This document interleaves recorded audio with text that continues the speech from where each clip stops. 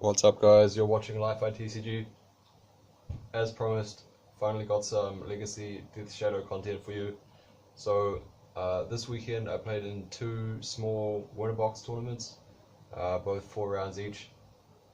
I built the deck this week, ordered all the cards from local people, well, at least the ones I didn't have. I borrowed the rest, and so I played 2 tournaments with like 0 testing. No practice games. I just shuffled up the cards and off we went. So I haven't played Death Shadow at all in Legacy or Modern. So this is like sort of my first impressions of the deck.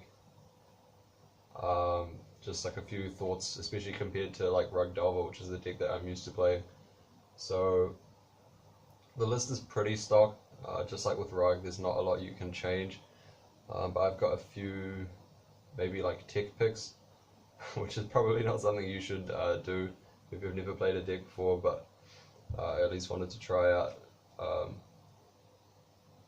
a few different cards, and at least I'm always mindful of like what I replace them with, and whether like the stock cards would have been better or whether my choices were better. So start with the creatures. So we've got 4 Delver of Secrets. Some versions sort of like cut this card to become more controlling. There's like a Ben Friedman's latest version plays like Jace Bryn's Prodigy Maindeck. It's far less aggressive. I don't think that's quite what the deck wants to be doing. But I'll talk about that after I've gone through all the cards. For Death Shadow standard, for Street Wraith is also stock. And then the last 2 creatures, normally most people play 2 Gurmag Angler. I'm playing 2 Tombstalker. So it costs 1 extra black mana, so it's CMC 8 rather than 7. It still delve away 6 cards in it, so it's basically like a flying Gurmag Angler for 1 extra mana. This card turned out like quite okay for me. I'll talk about that more, as I said, once we're through all the rest of the cards. So then we have the stock cards for Brainstorm, for Daze, for Ponder. What's his name? I want to say Joseph Gordon-Levitt, that's not right. Josh Utter-Layton. In the Pro Tour list, he played like 3 Ponder, 1 Preordain, under the logic that like Preordain is better when you draw it late, because like you don't want to play out your 3rd or 4th land as like a shuffle effect to make your Ponder good, whereas Preordain is just like a better card on its own. And like that logic kind of makes sense, but like in that situation, Preordain is like, in that situation Ponder is like good enough, and like Preordain is that sorry, in the late game situation where you want Preordain, Ponder is like good enough, and in the early game, like Ponder really is like much better, combining with like finding your second land or like combining with a shuffle effect and stuff. So I don't think like the potential upside of Preordain like comes up enough that it's worth playing that weird split. I think that was just a bit too cute. I think that's like a bit too fancy deck building. And the other staple cards are like 4 Thoughtseize and 4 Force of Will. One thing I noticed in this deck is it's like a bit harder to cast your Force of Will than in Rug, because the blue count is like noticeably lower. So like you have like 4 bolts for 4 Thoughtseizes, for example, but then like instead of 4 Stifle you have 4 black removal spells. So there are a lot of moments where like I had to really think about like holding my blue card in hand to keep my Force of Will live, whereas when you're playing Rug you just basically always have a blue card. It was like a very noticeable difference. So the removal, typically people play like some combination of 4 cards. Usually it's like Snuff Out, Dismember, Fatal Push. So I have 2 Dismember. Sorry, I have to show you a blank sleeve here because I was borrowing one of the Dismembers. So 2 Dismember, one Fatal Push, and I played one Darkblast main deck as well. Basically over the second Fatal Push. I think Snuff Out not being able to kill Strix and Angler is too awkward. Like, it's pretty good in the matchups where it is good, because obviously like 0 mana removal is very powerful, but I think it's probably a bit too situational. And I think in a lot of the spots where you want Fatal Push, like all those matchups, Darkblast is like equally good, and the utility of being able to dredge it is worth playing it in your main deck, even though it seems a bit situational. Like, a lot of the spots where you want a Fatal Push is for like opposing Delvers, or like you're playing against like Death and Taxes or Elves or something like that.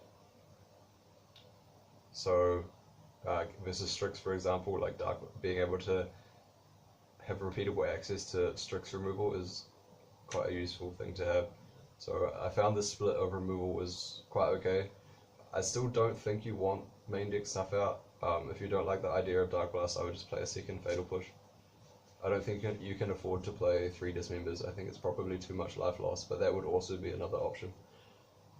And then 2 Reanimates. These are pretty clutch. I never reanimated an opponent's creature, which I was a bit disappointed about. But I think mostly I only reanimated my own Street Wraiths, which is still fine. Because sometimes you need like the turbo life loss, and it's just a 3 power attacker for 1 mana, just like Delver of Secrets basically. And I think there were like some spots where I considered reanimating my own shadows, but I played against a lot of decks that have like non-graveyard removal. Like my guys got Swords to Plowshared a lot, so I think to reanimate is like good or okay. You could cut one, but I don't know what for. I think you probably want at least one, just because it keeps the threat count of the deck at like a certain minimum high number. But I'd be happy playing to reanimate again. And the last 3 cards I played in the spell slots were 3 Hymn to Tourach. So often,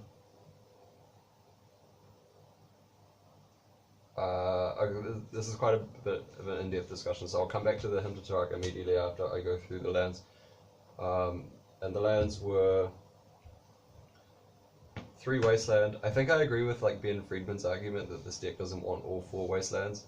In Rug, you kind of did want 4 like Wastelands, because it was very central to your game plan of denying your opponent's mana with Stifle. In this deck, that's less important, and it's more about the like attrition value of just trading resources with the opponent. And sometimes your opponent doesn't have any non-basics to target, in which case this is just like it's just like drawing duress when your opponent's Hellbent basically. So you don't want too many of those dead cards in your Delver decks. Basically like the same argument I was talking about last week with cards like Spell Snare or Spell Pierce, those like situational counters. So you don't want to flood out on redundant Wastelands, so 3 is like a pretty good number, I think. I would be happy to play only 3 again. Then I played the dual land version of the deck without basics. So I have 4 Watery Grave and 2 Underground Sea, and then 8 fetch lands. And I was pretty happy with this configuration. I think Hymn to Tourach main deck is good. From the tournaments that I played, this brief experience, you can't really afford to play Hymn to Tourach, and especially Tombstalker as well, main deck when you're playing like basic island. And I don't think that it gives you enough benefit. Like the upside of having basics in your deck, I don't think outweighs the power of the Hymn to Tourach. So yeah, that was the deck that I played. In the first tournament, I played 4 Wastelands and 2 Hymn to Tourach, and then in the second tournament, I cut the 3rd Wasteland. I cut the 4th Wasteland and added the Hymn to Tourach. So the Hymn to Tourach, I'll talk about the Hymn to Tourach and the Tombstalkers together because they're kind of related. So you'll notice that in this deck, I don't have any counter spells that require me to hold up mana. I only have Force of Will and Daze. So that means there's never any point where you need to like consider whether like, oh, do I hold up mana here or do I cast like Ponder or a discard spell? Like you can always tap out because you never need to leave up mana for your opponent's turn. And some people might think that this is like training wheels, like you're lowering the power of your deck so that you can have like easy decision trees, but I don't think that's necessarily true.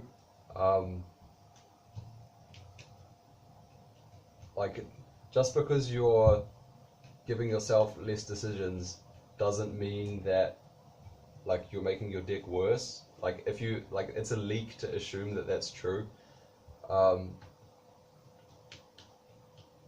And like being able to always tap out safely, basically, like because you don't have an opportunity cost to tapping out, means that you can play the deck in like a very aggressive way.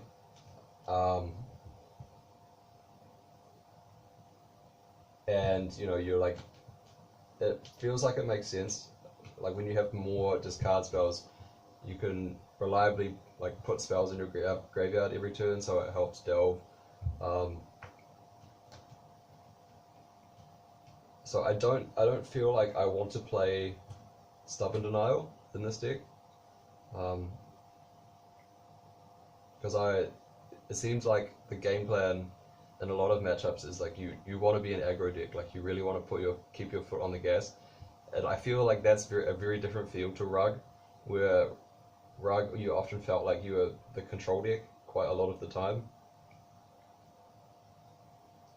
Like Rug definitely feels like much less of an aggro deck than this does, and I think I would say that Rug feels like a lot harder to play. And again, that doesn't necessarily mean that like if you can play both decks 100% optimally, Rug is better. Like that's a bad assumption to make. But yeah, so like this is much more of like an aggro deck where you're always just like throwing things at your opponent until they die. So Hymn to Tourach is like you want to play more disruption, but you don't want to play like counters that cost blue mana. So there aren't really any more free counters left. So you have to play more discard. And Hymn to Tourach is just like a very high power level card. 2 mana randomly discard 2 can be backbreaking sometimes. Rug didn't have access to any card like this. Like you had card advantage in very slim numbers. Like you could play Sylvan Library, and you even sort of had card advantage that could trade resources with the opponent in the form of Life from the Loam. But against a lot of the control decks, they could easily play around that because they were like trying very hard to find basics versus you. Whereas like versus Hymn to Tourach, there's not really that much your opponent can do apart from like just counter it if they have a counter. And yeah, it's just a much more high power level card than Rug could ever play. And the thing with Rug is that like you had all these soft counters in your deck like Spell Pierce and Stifle, and because Stifle's almost like a soft counter because it's kind of like a Stone Rain. Stifle, Daze, and Pierce, right? And you couldn't play full aggro against the control decks in post-board games because they were just equipped to beat that. Like you couldn't really beat Terminus and Council's Judgment, and all these effects by trying to go full aggro with like Mongoose and Delver and Tarmogoyf / Mandrills versus Miracles post-board games, because you just couldn't beat all their anti-aggro cards.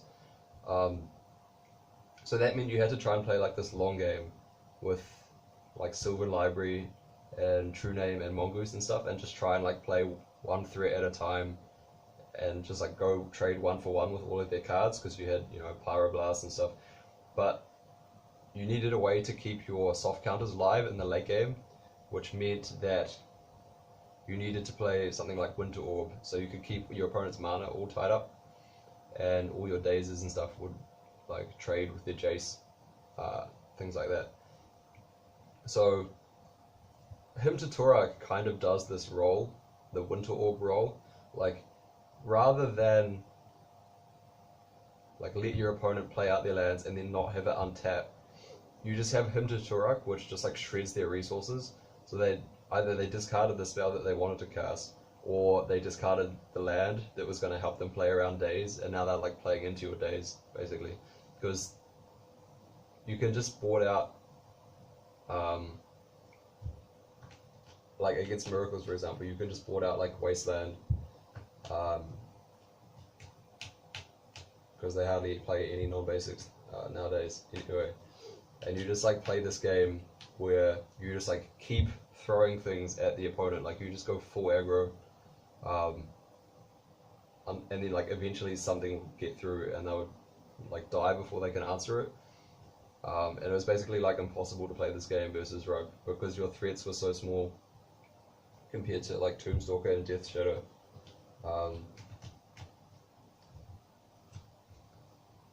So yeah, so him to Tourach I think is really strong. It just feels amazing to be able to play like such a high power level card in your Delver deck rather than like having to do this dance with like Stifle and Spell Pierce and stuff. And then, so if you, for example, so now back to Tombstalker, if you just take Raptor's list from the Pro Tour and you cut 2 anglers for Tombstalkers, that's pretty bad because he's got main deck Stubborn Denials, and if you want to cast Tombstalker with 1 mana up to protect it with a Stubborn Denial, that's 3 lands that you need, whereas you can do that with Angler with only 2, so that's much worse. But we don't have any Stubborn Denial, so like there's no opportunity cost to just having 2 lands and totally tapping out for this. If your opponent can answer it, maybe they can answer it, okay, but like potentially we already stripped the answer, right, with the him to Tourach. That's how this deck is trying to play with the discard rather than the counters. And the other thing is that like if you took the Raptor list and you just cut 2 anglers for 2 Tombstalkers, now you have every spell in your deck can be cast off 1 jewel land in that version, but now you've added 2 spells that require double black. So like you can get in these situations where like you play Ponder off 1 land and then you see 3 lands off the Ponder and you think like, well, I'm a Delver deck, right? I'm so efficient, all my spells cost 1 mana, shuffle off the Ponder, draw Tombstalker, and now it's like, oh crap, I needed that second land.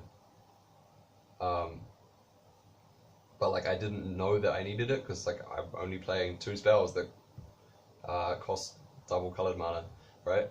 So this is like a problem that I noticed with Rug, because some people played versions that had like 1 or 2 true name main deck, and when you were like cantripping early game, it became really hard to evaluate like how highly should I value my lands. Like should I be like playing these out or should I be shuffling these away trying to find more spells? Because like I don't want to flood out, but I don't want to like draw a true name that I can't cast. So if you only have these as like pseudo 2 drops, then that's also introducing that problem. But we're playing 3 him to Tourach as well, so like now we can sort of reliably plan to be casting these double black spells every game and like evaluate our hands and lands and so forth accordingly. Yeah, like you don't want to have like a very, I don't want to get too like pretentious about this, but like you don't want to have like a high variance mana curve. Like you don't want to have a deck that's all 1-drops and then like only 2 2-drops, because it just makes it like very, like the moment you hit a second land and play this, like okay, well that's nice, but now your second land is like kind of a waste. It's just very awkward, like it makes sequencing difficult. But when you have like 5 2-drops, then okay, you can sort of plan on having 2 lands. 2 lands is going to be useful. It just makes like a little bit more sense that way. I hope you understand. I think I've explained that pretty clearly, but you know, we do it live over here at Li-Fi TCG, so as always, please ask if you have any questions. So yeah, that's the main deck. I think that's, don't need to go over too much. I think it's all pretty standard. I'll talk about the sideboard a little bit. I changed the sideboard between the first tournament and the second tournament. So for the first tournament, I had 1 Liliana, 1 Dread of Night, 1 Null Rod, 2 Edicts, 2 Surgicals, 2 Bombs, 1 Bitterblossom, 1 Grafdigger's Cage, and what was the last? I think for that first event I had 2 Marsh Casualties, 1 True Name Nemesis, and 1 Winter Orb. And then in the second tournament I changed it because, you know, why not? I had a second Liliana, so I cut the Winter Orb. I cut 1 Winter Orb, 1 Marsh Casualties, and what was it? Winter Orb, Marsh Casualties. Oh, and the True Name. I cut those 3 cards, and I added a second Liliana, a Flusterstorm, and 1 Unmoored Ego. Because why not? And I still had 1 Marsh Casualties. So my impressions are, especially compared with like Rug, I think like 2 Bomb is basically mandatory. I think Throne of Geth is too cute, and you need 2 answers to resolve Chalice of the Void. In general, I think Ancient Grudge is better. There was like a sweet moment versus the Depths player where like I just slammed this and then activated immediately and hit his Chalice and his Mox. So that in that situation it was better than Grudge, because I hit 2 things for 2 mana instead of 2 things for 3 mana. But yeah, in general I think Grudge is better. Like this has some fringe cases where it's better than Grudge, like it acts as Wrath against tokens, for example. But yeah, 2 Bomb, I think that's needed. 2 Surgical, I think that's needed. I think you want at least 3 pieces of Graveyard Hate, maybe 4. So you can play like 3 Surgical, no Cage, if like you don't like Cage. But I think Cage is pretty good. And you could even play a 4th piece of Graveyard Hate. I don't think that's unreasonable. 2 Diabolic Edict. So unless your opponent's playing like weird token-y type things, like Young Pyro and stuff, Diabolic Edict is really good. Like you have him and Thoughtseize that keeps your opponent on like a pretty low resource kind of game, so it's very hard for them to have multiple creatures to play around the Edict. And the other thing is that like compared to Rug, having a hard answer to a resolved creature is like really nice. Because in Rug you only have bolts, and you can sometimes stretch that by playing like Dismember. But none of these things answer True Name Nemesis, for example. Like if your opponent resolves a True Name Nemesis and you're playing Rug, suddenly the game becomes like so much harder to win. But when you have cards like Diabolic Edict, it's not so much of a concern. Like it allows you to play a bit looser during games. Like I say, you can afford to tap out because there are less things your opponent can resolve that just like immediately kill you, pretty much. Like if you tap out for like a Hymn to Tourach or whatever, and your opponent top decks True Name, that's okay because you have answers for it. And in Rug, you just didn't have those. So yeah, it's nice that you can play as this kind of like mid-range deck that can just like keep throwing things at the opponent and just tapping out, rather than having to always like hold up mana and try and like never tap out because they might slam something that you just can't beat. It's like a much, I think that's a pretty big advantage to having black removal in your sideboard. Yeah, this is good against Depths, but that never came up. And oh yeah, the fact about like having hard answers means that you can more safely board your forces out, which helps because you want to be boarding out your forces versus the fair deck, because you don't want to be 2-for-1ing yourself. Bitterblossom, it just seems like a really good card versus control decks, specifically the ones that have Swords to Plowshares. I've talked to a lot of people and they say they don't like it versus Grixis because it's too hard to evaluate whether you're supposed to be damaging yourself to activate your shadows or not damaging yourself to make your Bitterblossom better. But against the decks with Swords to Plowshares, I think Bitterblossom seems excellent. Maybe you could play a second one, or maybe you're supposed to play like a similar effect, but something that's a bit different. Then Liliana, this card's just amazing. It's just like a Swiss Army knife. It's like removal versus the small creature decks, and it's like card advantage versus the mid-range decks, and it's something that wins the game versus the control decks. It just does everything. There's so many matchups where you can board it in, and like it's basically very good almost any time you can resolve it. So I only played one in the first tournament because my friend forgot to bring the second one to Lenby, and then he did bring it for the second tournament, so shout outs to Steven. But yeah, I think going forward I would absolutely play always 2. Like you'd need a very... I don't know why I wouldn't play 2. It just seems like too useful in too many matchups. And then the last few cards that I played, Dread of Night didn't face any Death and Taxes, so I didn't really use it much. You can probably board it in versus Miracles, but because of Monastery Mentor, I didn't. Like maybe my sideboard plan wasn't 100% optimal. Like I said, I never played the deck before, so I wasn't totally sure about it. But I never got punished for not having it, so I'm gonna think about going forward whether I want this card versus Miracles or not. Obviously, it's great versus Death and Taxes. Null Rod never came up. Good versus Storm. I think it's good versus Death and Taxes as well. Obviously, great versus any weird like Grim Monolith or Hangerback Walker deck. It's slightly awkward that against those prison decks, Null Rod turns off your Ratchet Bomb, but they're probably both powerful enough that it's fine to just board them all in and hope that you get them with something.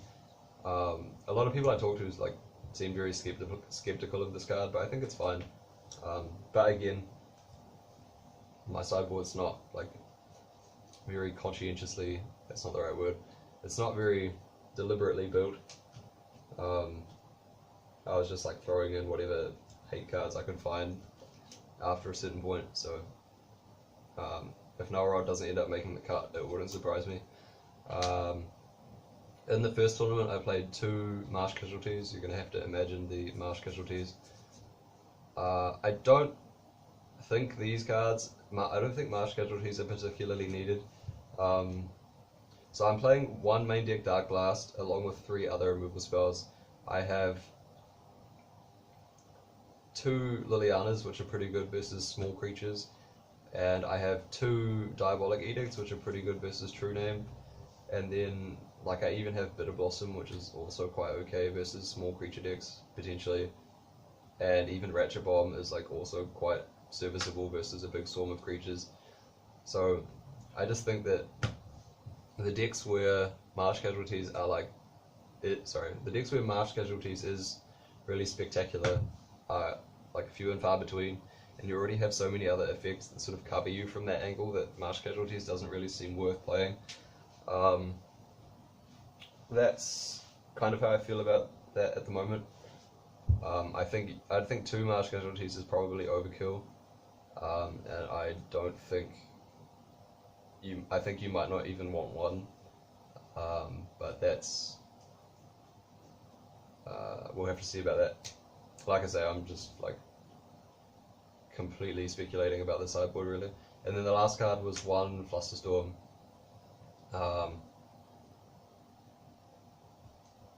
which was fine. Well, actually, I think it was a bit awkward in one spot where like I wished it was a Spell Pierce, and then the other spot where I drew it where Spell Pierce wasn't good enough. My opponent still had enough mana to play around Flusterstorm anyway. Yeah, so maybe not the best choice. The soft counters are not very synergistic with discard. Like, they kind of are, as I was making the argument about him to Tourach before, that like as long as you're just shredding your opponent's resources, then it's going to be hard for them to pay for your soft counters. So yeah, maybe this card's not quite right either. And the other card I tried on the sideboard was Unmoored Ego, and I only ended up boarding that in versus Dredge in that tournament. And it's like a fine effect of that matchup, but it would have been way too slow. So yeah, I don't know if that Unmoored Ego is good in the sideboard either, but a lot of my friends were pretty enthusiastic about it, especially versus Dark Depths and lands. So it's definitely something that's on my radar. But yeah, so the deck is really fun to play. Just like, it's so much more aggressive than Rug. It's fun to find lines where you like shock yourself and then reanimate your Street Wraith or whatever and hit your opponent for like exact damage, or like even if you just super overkill them with the Death Shadow. It's interesting playing decks with discard spells. It's not something I'm super overly familiar with, but there's definitely some interesting decisions to be made while resolving your Thoughtseizes.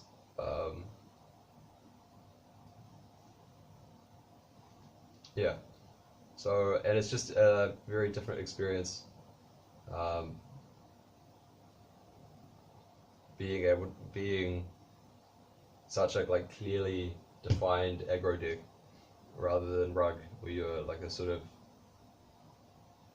definitely emphasizes the control aspect much more. So yeah, I hope you've got a bit of insight onto this deck, onto this deck, yeah, whatever. If you have any advice for me, rather than questions this time, I think that would help me a lot. But I think we've figured out a lot of things just from those seven matches. Shoutouts to running late. Yeah, and we're definitely going to have some more success the next time, I think. So thanks for watching. Like, comment, subscribe. This is Li-Fi TCG signing out.